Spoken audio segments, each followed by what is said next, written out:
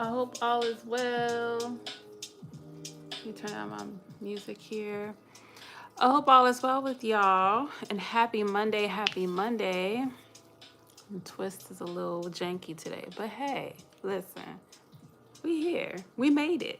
It's Monday and we made it, okay? Welcome in, y'all. I'm excited for tonight's conversation.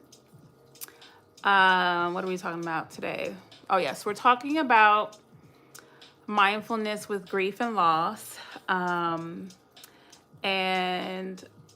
I'm glad we're able to address this because I don't think I've done a complete, well, I think I did grief. I did holiday grief. I want to say either last year or the week before that.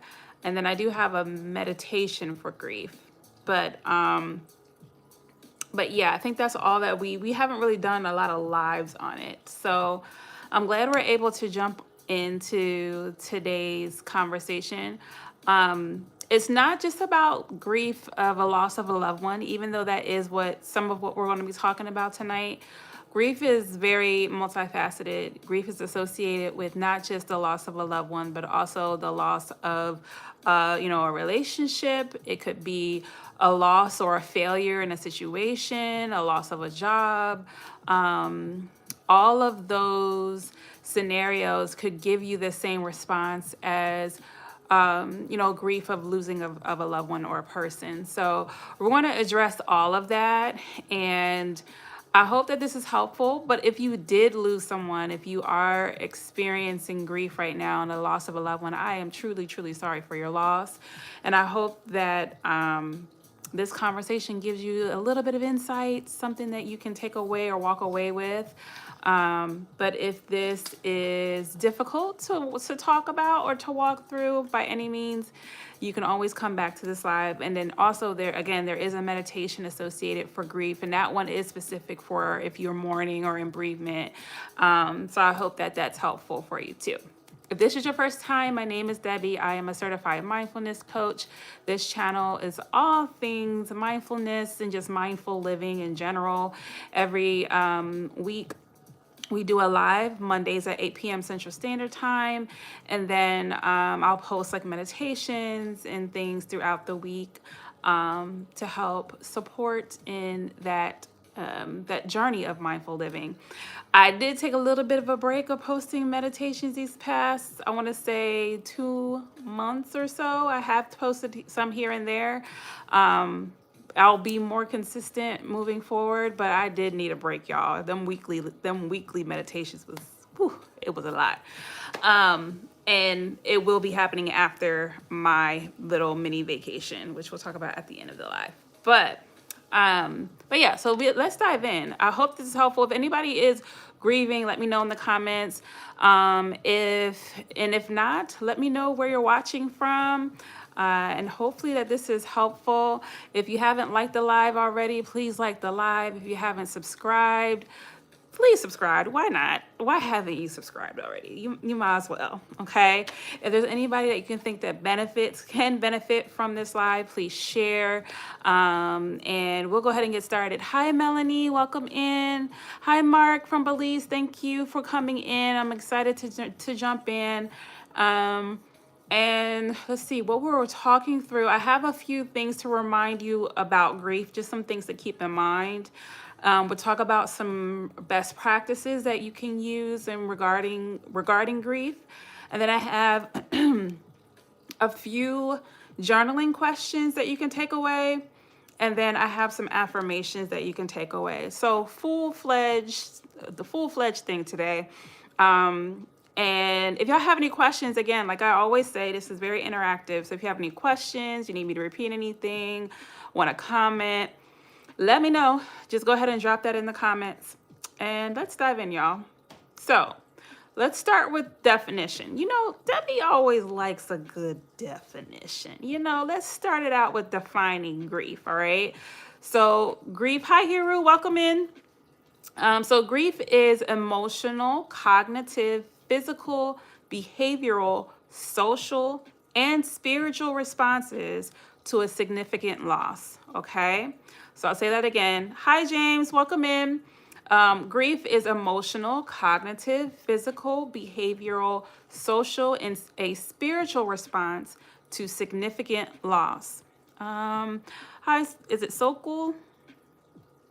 Hello, welcome in. So that's really just a brief overview, but to further that, it's a natural response to losing someone, something, or a life circumstance that mattered to you, right?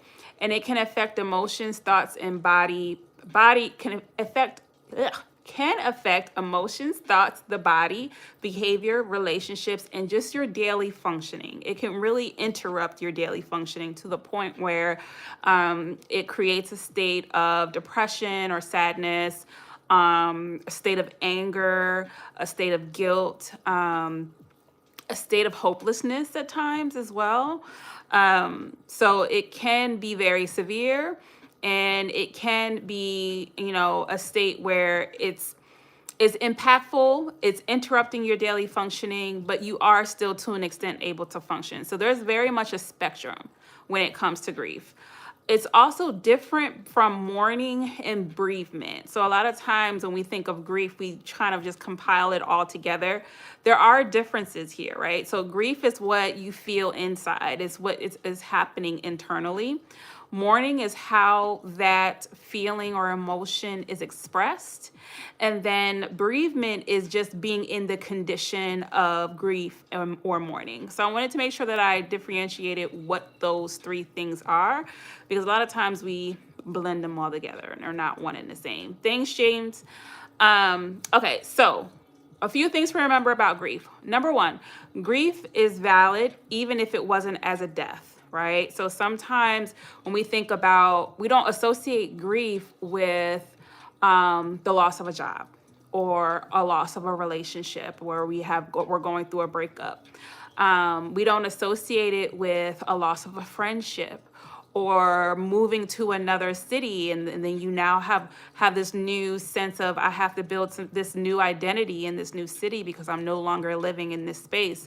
Or you're living further away from family, and there's that sense of grief that happens where it's like, oh, I'm not close to my family, right? So it doesn't have to look like, oh, there is a death, someone has passed away. It could be, oh, this season of my life has passed away, or this relationship has passed away. And many times when we go through, especially breakups and like with relationships and things, we do still go through the cycle of grief. There are many versions of the cycle of grief. Some say it's 5, some say it's 7. Some say it's 10. There's so many different variations of it.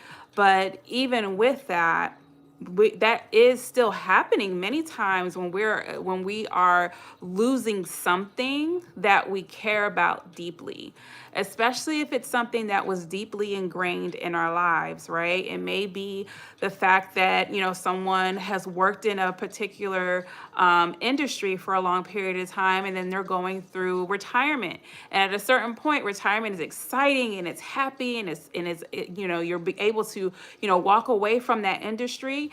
But then at a certain point, there may be a sense of grief that happens where that was a huge part of your identity and it's a loss essentially in your life. So just understanding that grief doesn't always have to look like one cookie cutter way. It's very, it's not linear, and then it's also not one dimension. It can be multifaceted, okay? So that is number one. Grief is valid, even if it wasn't a death. You can grieve breakups, life changes, disappointments, jobs, and situations that has changed you, okay? Another thing to remember about grief is that it's bigger than just sadness, okay? It can show up as anger, as numbness, as confusion, as exhaustion, as guilt. It can even show up as relief, okay? Sometimes we lose things, and then there's a sense of relief that happens because whatever that thing was a burden really, but then there's a sense of guilt that follows the relief, because it's like, okay, even if someone passed away, I've seen situations where someone passed away and the caregiver, it was a very big burden for them, and then there's a sense of guilt that happens because they're relieved that the person is gone because of the fact that it was a huge burden. Even though they love them, they rather see them, rather see them in a state that is better than what they were in. So the fact that they're gone is a sense of actual relief, and they feel a high level of guilt surrounding that, right? So it can show up in so many different ways, and it doesn't have to look a certain way. It may not look like intense crying or intense sadness or depression. It may look like irritability and anger and frustration.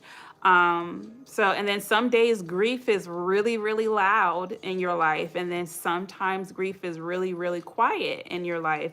And sometimes in that loudness and quietness can also cause some other emotions to come up that you wouldn't be expecting. Okay.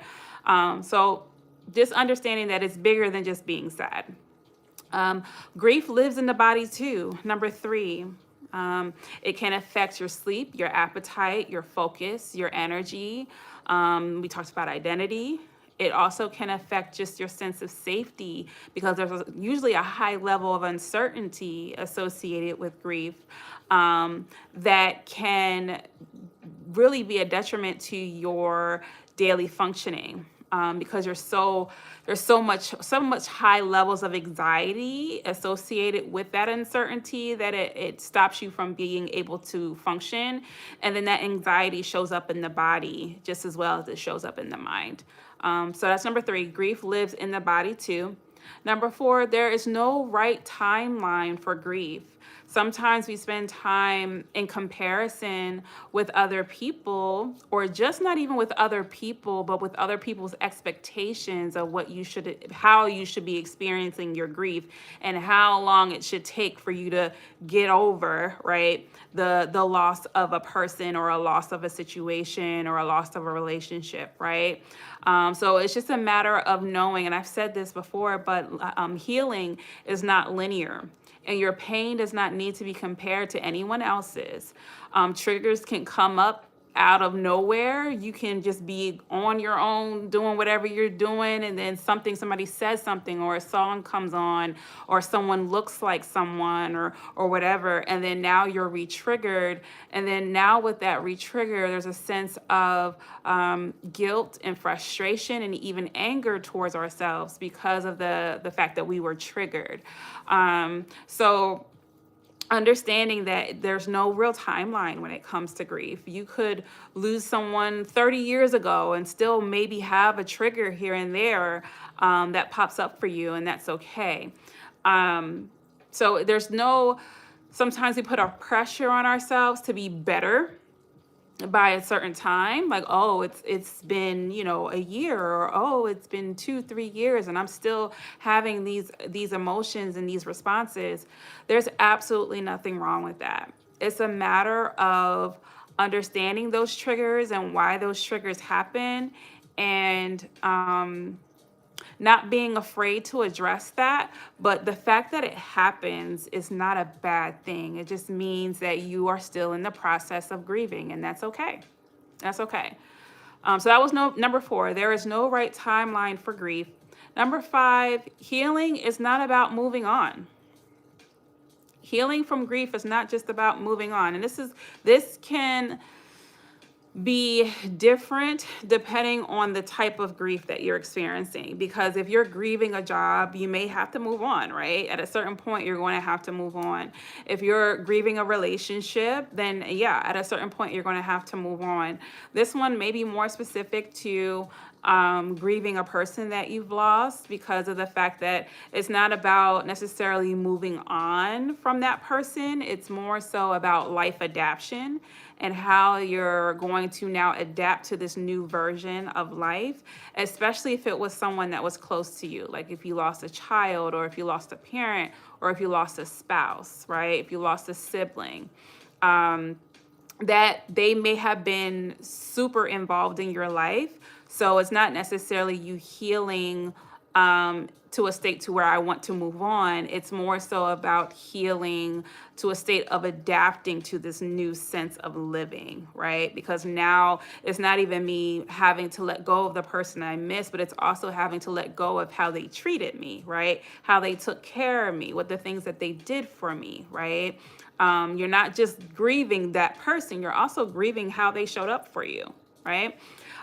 So there's so many different nuances to that, but I want to make sure that I clarify that. It's about learning how to carry the loss, honor what mattered, and adapting to the new normal. All right. Because let's be honest, anytime that you are grieving something or someone, there is a shift in adapting to what your new life is going to look like. Whether that shift is a big shift or a small one, there's a level of you having to be flexible and embrace this new sense of living, which can be difficult to navigate. So yes, healing is not always about moving on. And then number 6, mindfulness does not take grief away, but it can help you hold it, right? So it can help you know and understand how to hold it, right? So it creates small moments of grounding, presence, and steadiness in the middle of an emotional wave. So it helps you to navigate it better. It helps you to gain understanding of it. And then it also helps you to bring things into perspective and to create and shift mindsets that may have been causing a huge amount of emotional pain that's associated with grief. So that's what mindfulness does, okay? Now, mindfulness in grief can help you notice grief without judging it or scrutinizing it. It can sit with the understanding of complicated emotions. It helps you to not minimize the pain, but gain perspective of it, process and practice acceptance with what was lost, and then stay grounded when memories, triggers, guilt, and regret come up. Okay? So I hope this has been helpful so far. Let me know in the comments if this is helpful, if there's anything that stuck out to you, or if you have any questions, because we're going to lead into some practices and some things that you can do regarding grief. But yeah, I really hope that this is helpful because grief is tough. I have several clients right now that are grieving, and ironically, all of them are grieving their mother. Yeah. Ironically, all of them are grieving their mother. And a lot of this is the life adaptation piece. But I feel like the life adaptation piece is crucial and important, not just for grieving a parent or grieving a child, but also if you lost a job, right? Right now, we have a lot of people right now who are experiencing unemployment, and not just unemployment, but I think a lot about the TSA workers and how they're not able to get paid right now. And so that's a lot of grief associated with that. It's like, do I leave my job? Do I stay on my job and work for free? There's a lot that is happening, a lot of chaos. So I don't want it to think that this is just for if you lost someone. There's a lot of grief that's happening right now, just in general.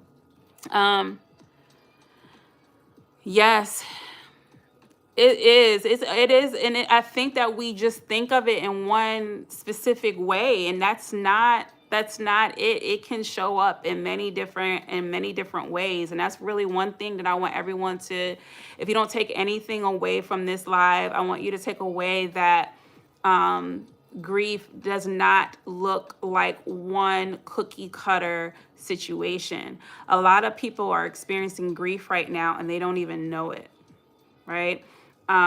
So just understand that. Just understand that. Thanks, Love Trotter. I appreciate it. Yeah, so let's dive into some practices, okay? So a few things that you want to keep in mind. Hi, Casey. I think I'm saying it right. Hi, Casey. Welcome in. So a few things that you want to keep in mind when it comes to some practices that you can do regarding grief. Anytime that you're grieving something, anytime that you're grieving a person, a situation, a relationship, right? Oh, thank you. Thank you so much for sharing.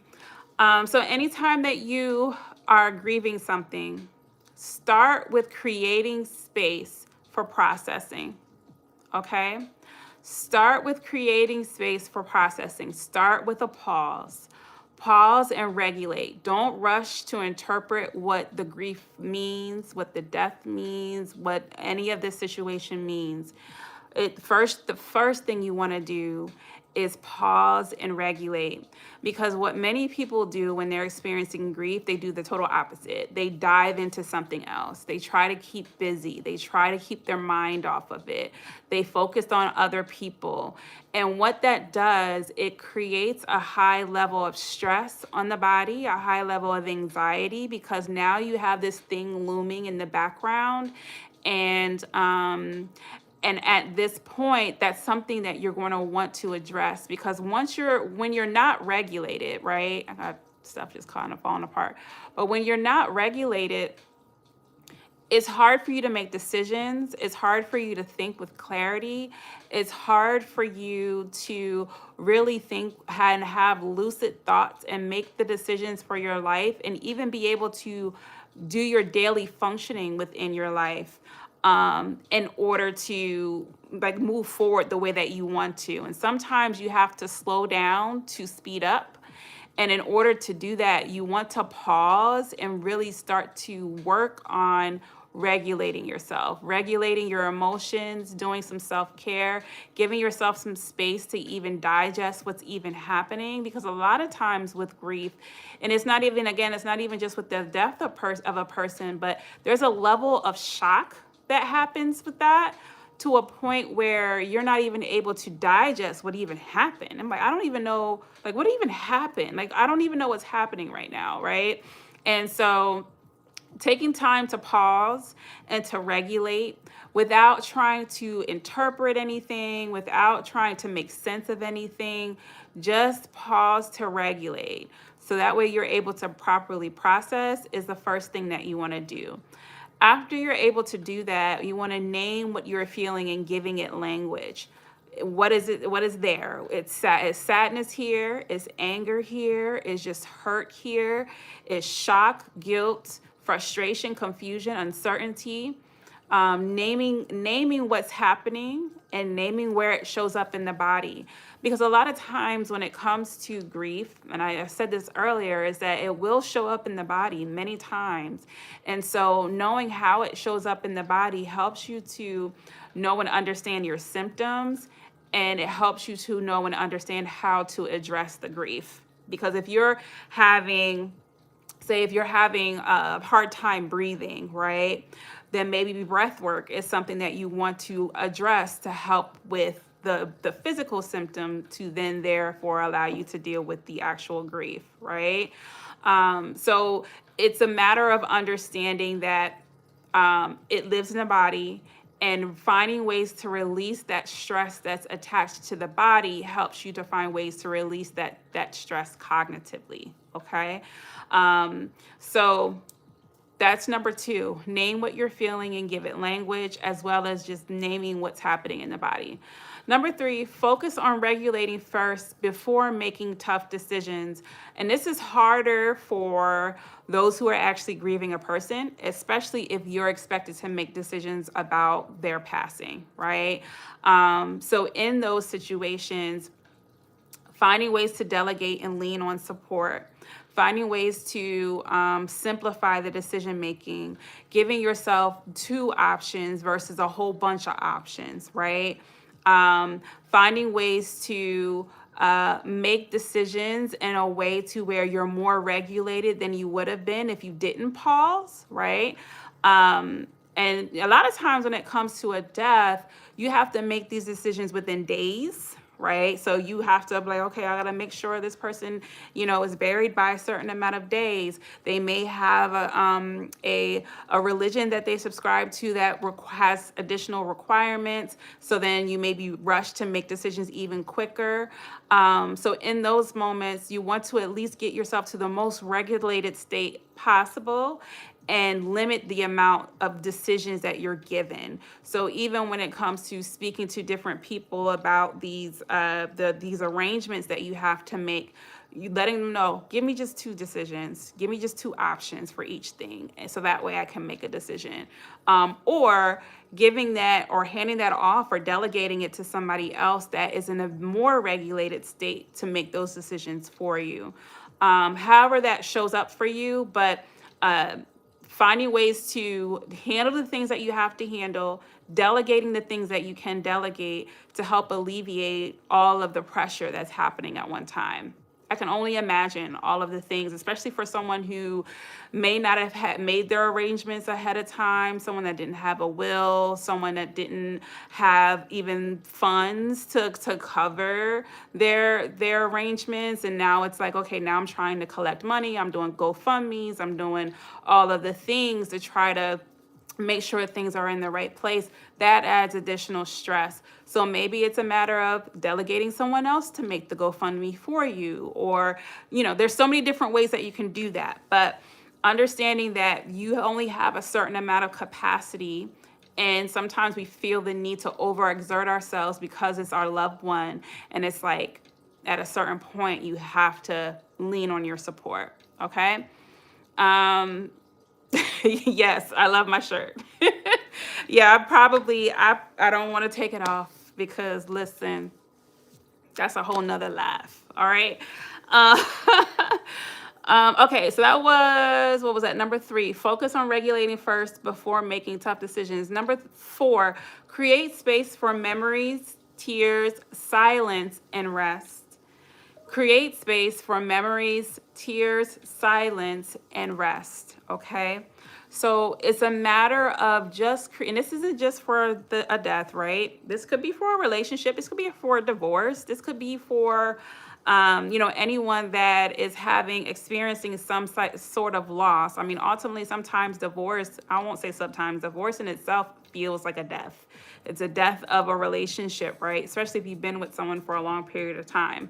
So creating space for memories, creating space for tears, creating space for silence, creating space for rest is important. And really what that is just self-care, caring for yourself, giving yourself what you need, being okay with the crying, being okay with, just the daydreaming of the memories and the thing, being okay with that, because that is also a part of the process.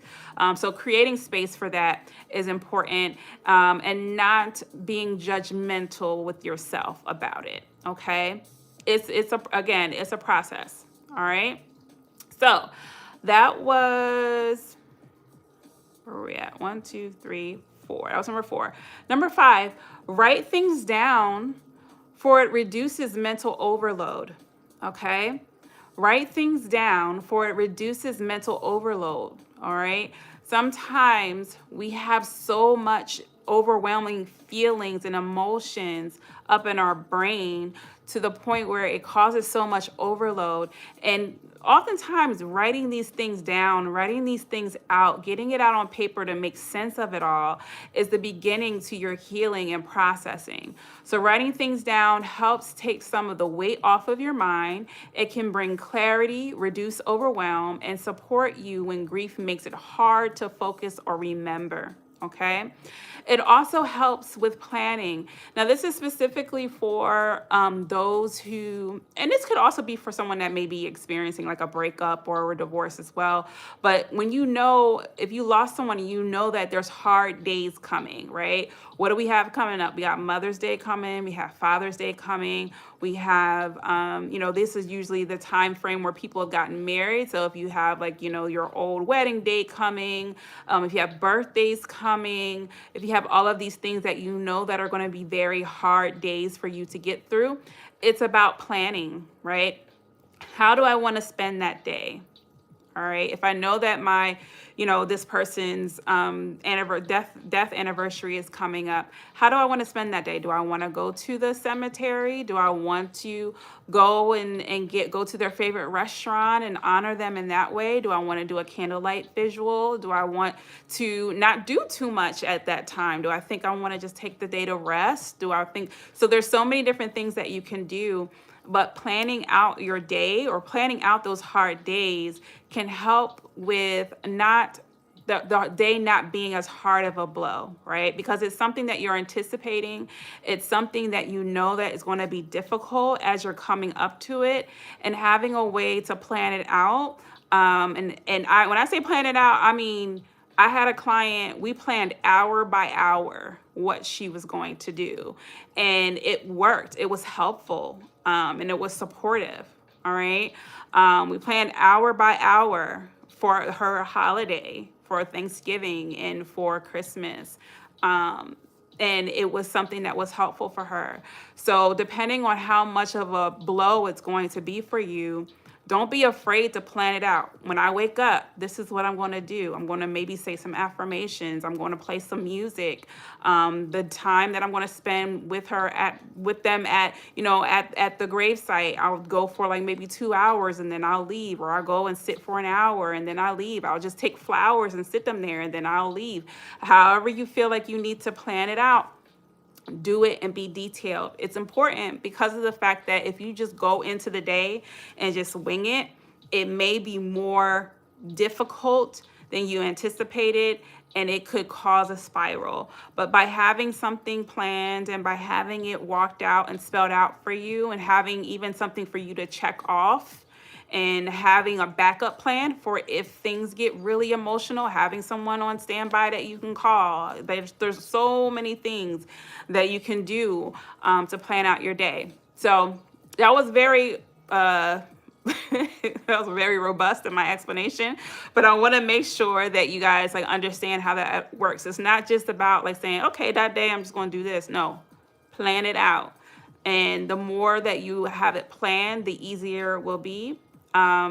If you're able to have it, spend it with somebody else, somebody that can be supportive for you.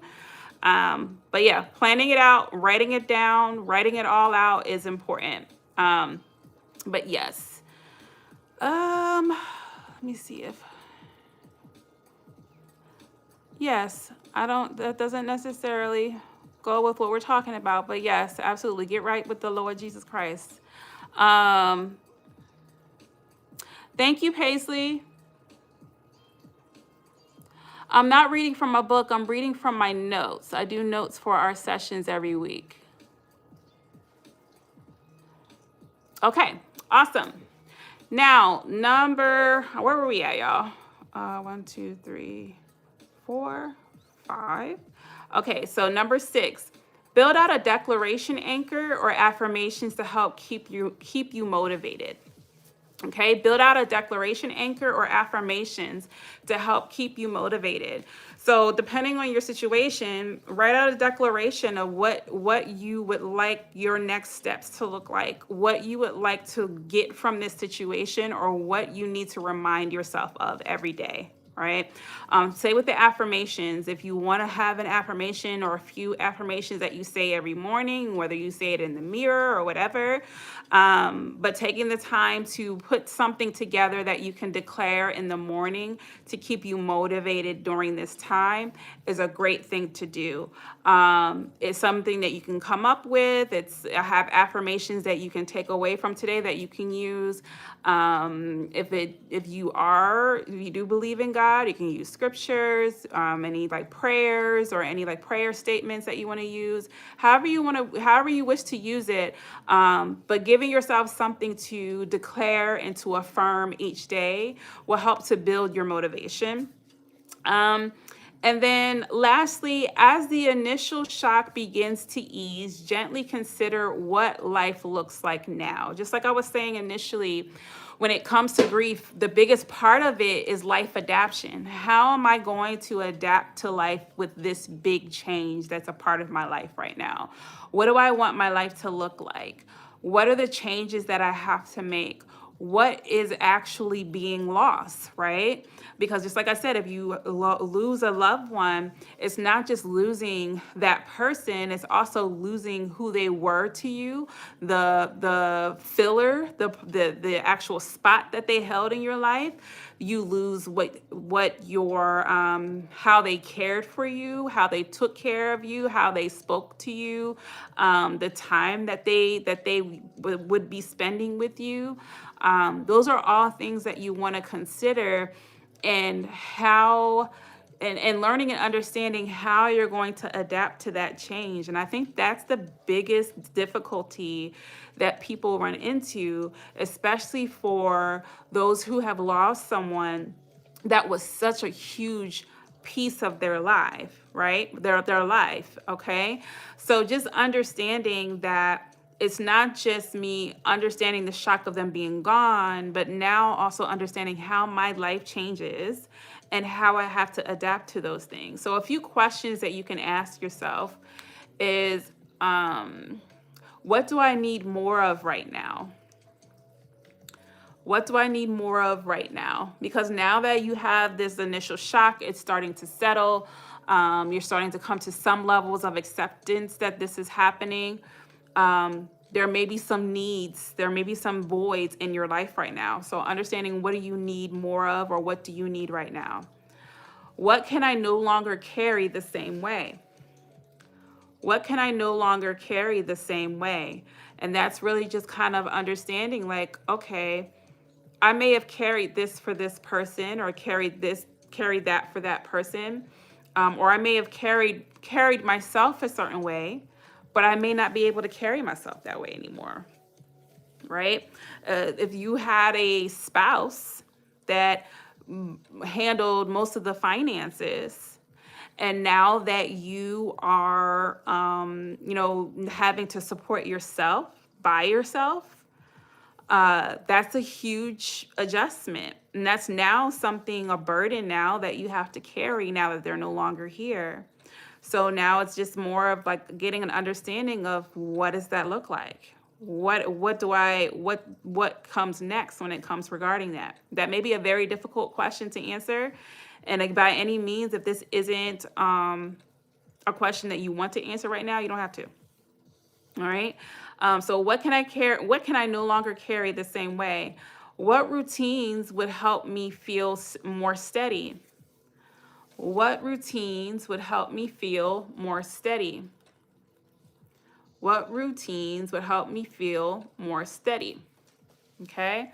Because now, again, it's about life adaptation. Now that this person is gone, or now that this job is gone, or now that this, breakup has happened, your routines have to change. The things that you did on a day-to-day basis, your daily functioning has to change, right? What support do I need in this version of my life?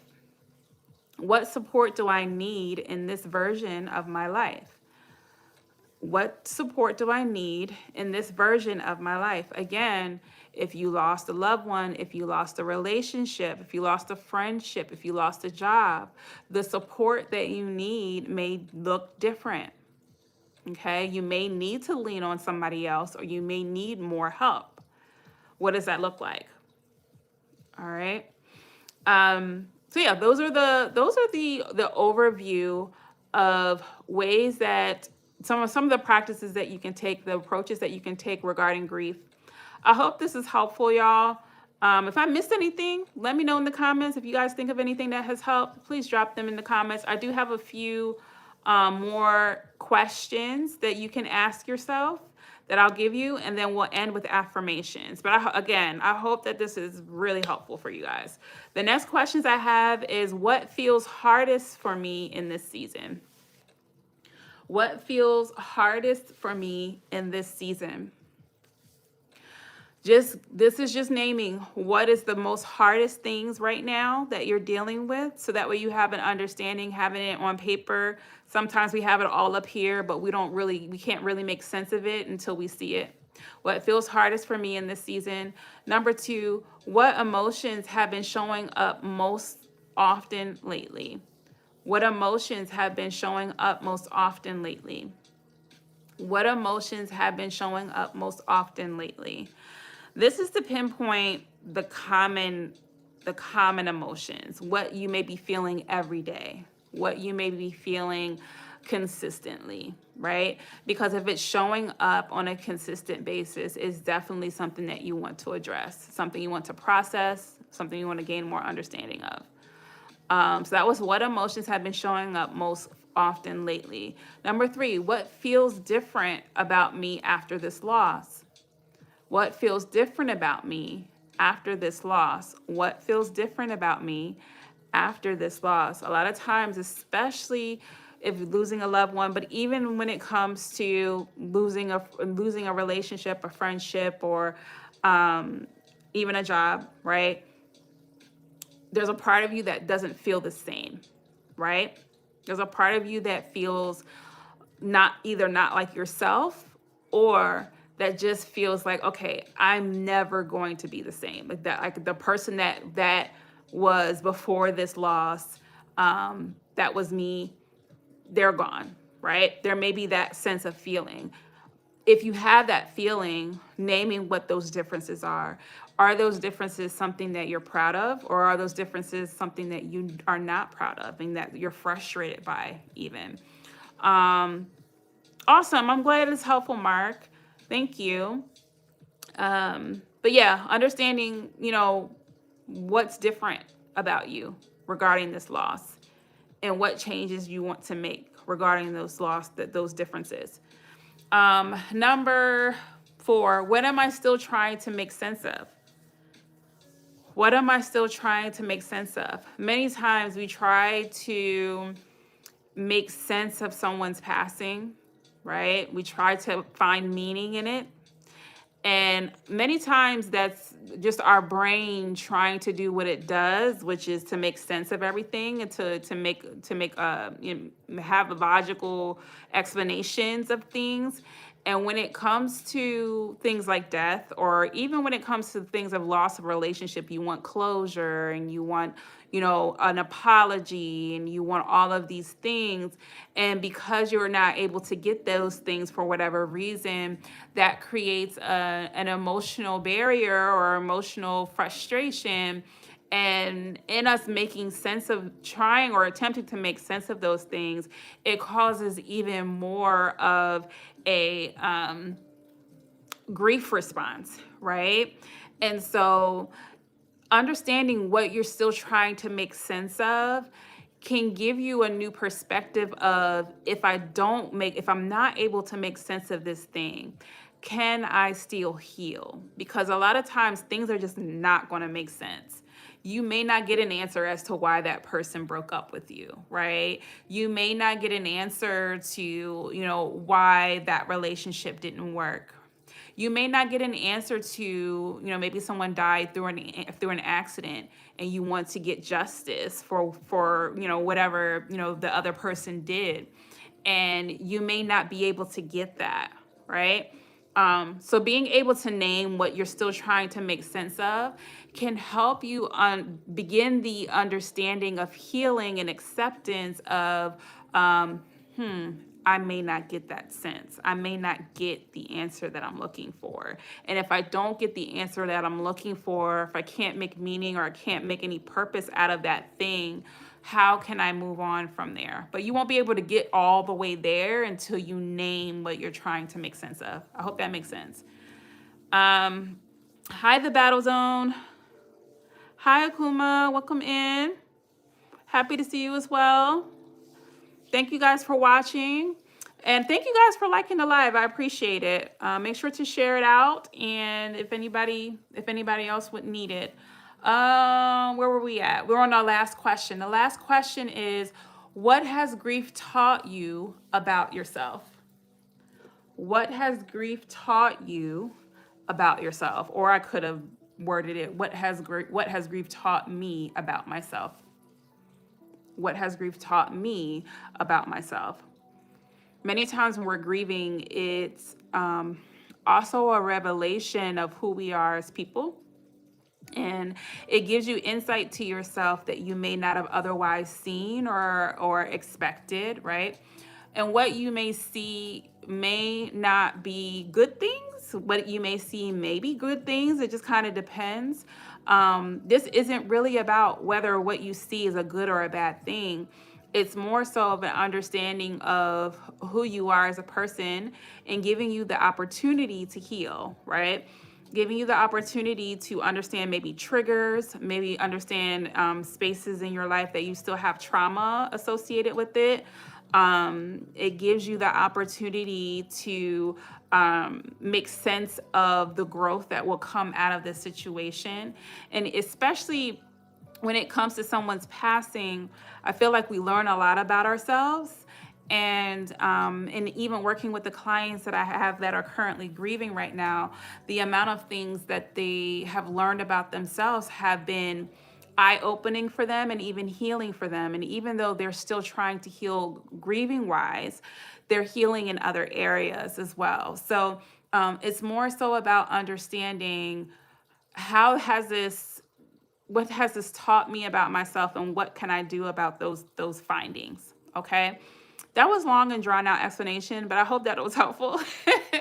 I hope that it brings some type of insight. Now, granted, when it comes to these journaling questions that I gave you, you don't have to answer all of them. You can pull some that makes more sense for you than others. You can change around the questions so that way it makes more sense for your situation. But I hope that is at least a stepping stone or a stepping ground for what you are trying to do when it comes to processing your grief, and gives you some sense of support. All right.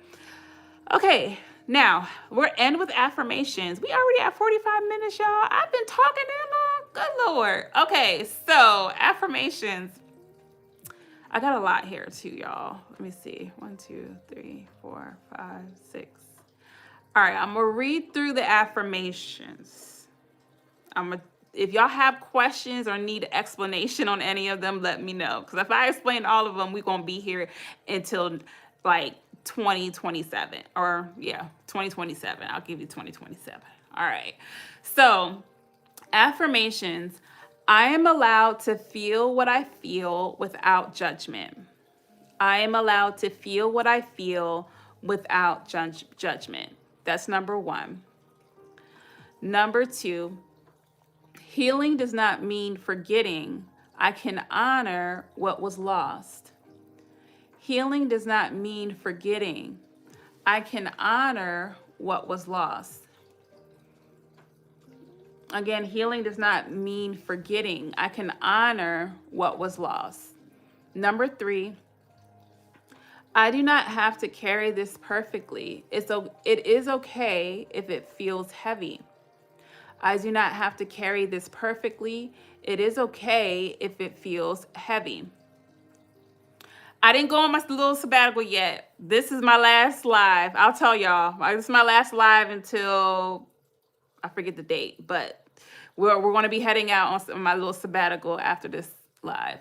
Where are we at? I do not have to carry this perfectly. It is okay if this feels heavy. Number 4, I am allowed to move slowly and give myself permission to rest. I am allowed to move slowly and give myself permission to rest. I am allowed to move slowly and give myself permission to rest. Number 5, my feelings are real, and even when they are complicated. My feelings are real even when they are complicated. My feelings are real even when they are complicated. And then number 6, I do not need to force clarity in the middle of my pain. I can be honest about what hurts. I do not need to force clarity in the middle of my pain. I can be honest about what hurts. All right. And then lastly, I can rebuild slowly and am allowed to need more care in this season. I can rebuild slowly and am allowed to need more care in this season. Y'all, I hope these affirmations were helpful. I hope this, again, the affirmations, you don't have to do them. You don't have to take all of them. You don't have to word them exactly how I worded them. You can change them around and adjust them. please do, by all means. It's more so for you, and it's just a stepping stone, okay? I'll make sure to, let me read quickly the questions that I had, just in case anybody missed them. The first one was, the first one's before the questions of engagement was, what do I need more of right now? What can I no longer carry the same way? What routines would help me feel more steady? What support do I need in this version of my life? And that led us to questions of what feels hardest for me in this season, what emotions have been showing up for me often lately, what feels different about me after this loss, what am I still trying to make sense of, and what does healing mean to me right now? And then what has grief taught you about yourself? Okay, so that's everything, y'all. I hope that this was helpful. Thank you, Mark. Yeah, so I am going to be going on break. Let me pull out my calendar because I want to say it will be next week and the following week, if I'm not mistaken. Hold on, y'all. Where'd my calendar go, y'all?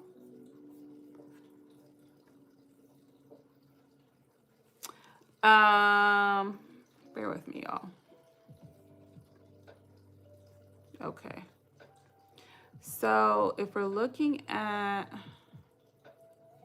the calendar, okay. So yeah, so we're gonna go.